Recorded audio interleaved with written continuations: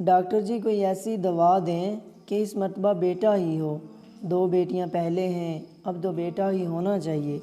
Doctor medical science میں ایسی کوئی دوائی نہیں ہے، ساس پھر کسی اور ڈاکٹر کا بتا دیں۔ ڈاکٹر آپ نے شاید بات غور سے نہیں سنی، میں نے یہ نہیں کہا کہ مجھے دوائی کا نام نہیں آتا، میں نے یہ کہا کہ میڈیکل سائنس میں ایسی کوئی دوائی نہیں ہے۔ سر وہ فلاں لیڈی ڈاکٹر تو ڈاکٹر وہ جعلی ڈاکٹر ہوگا، اسی طرح کے دعوے جعلی پیر، فقیر، حکیم وغیرہ کرتے ہیں، سب فراڈ ہے یہ۔ شوہر مطلب ہماری نسل پھر نہیں چلے گی۔ ڈاکٹر یہ نسل چلنا کیا ہوتا ہے؟ آپ کے جینز کا اگلی نسل میں ٹرانسفر ہونا ہی نسل چلنا ہے، تو یہ کام تو آپ کی بیٹیاں بھی کر دیں گی، بیٹا کیوں ضروری ہے؟ ویسے آپ بھی عام انسان ہیں، آپ کی نسل میں ایسی کیا بات ہے جو بیٹے کے ذریعے ہی لازمی چلنی چاہیے؟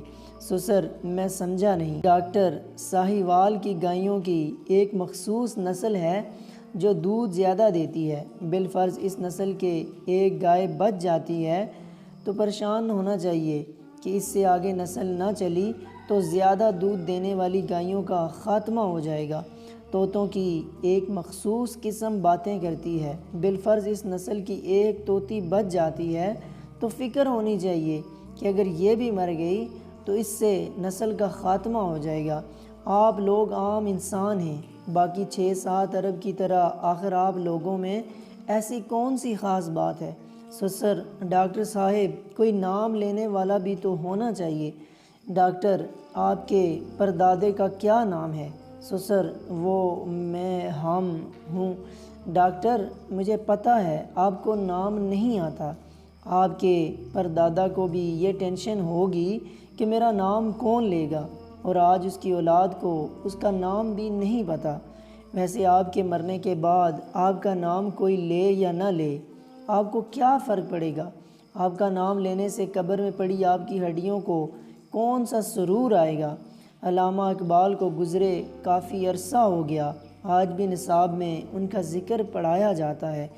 گنگا رام کو مرے ہوئے کافی سال ہو گئے، لیکن آج بھی گنگا رام ہسپتال کی وجہ سے گنگا رام کو نہیں بھولے۔ ایدی صاحب مر گئے لیکن نام ابھی زندہ ہے اور رہے گا۔ جنید جمشید و حاجی عبدالوہاب صاحب کو کون نہیں جانتا؟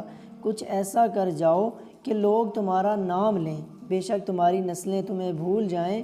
غور و فکر کیجئے، کائنات کی سب سے محبوب ترین ہستی رسول اللہ صلی اللہ علیہ وآلہ وسلم کی حیات طیبہ پر، ان کی آل مبارک پر، جن کو اللہ تبارک و تعالیٰ نے بیٹے عطا فرما کر واپس لے لیے اور ایک بیٹی سے رہتی دنیا تک رسول صلی اللہ علیہ وسلم کی نسل کو پوری دنیا میں پھیلا دیا۔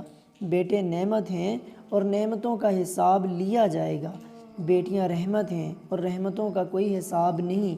میری پوسٹ کسی کو بری لگے تو معذرت چاہوں گا۔ اللہ تعالی ہمیں سمجھنے کی توفیق عطا فرمائے، آمین ثم آمین۔